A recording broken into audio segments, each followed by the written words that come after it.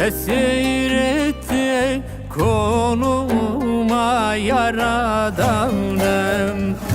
Merhamet et kuluna, yazık oldu.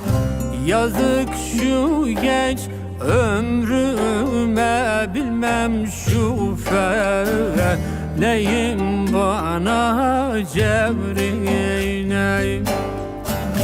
Yazık oldu, yazık şu genç ömrüme, bilmem şu feleğim bana kastiyle.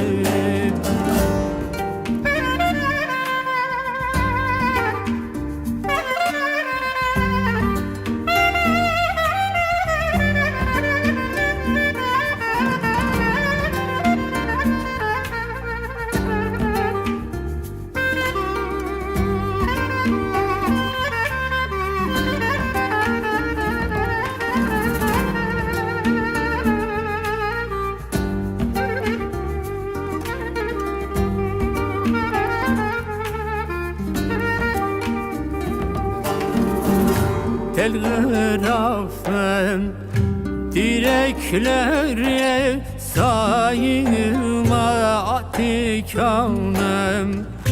Baygın düşmüş ayılmaz böyle canlar.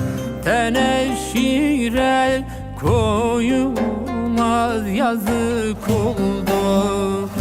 Yazık şu genç ömrüme, bilmem şu feleğim bana cevriyle. Yazık oldu, yazık şu genç ömrüme, bilmem şu feleğim bana kastiyle.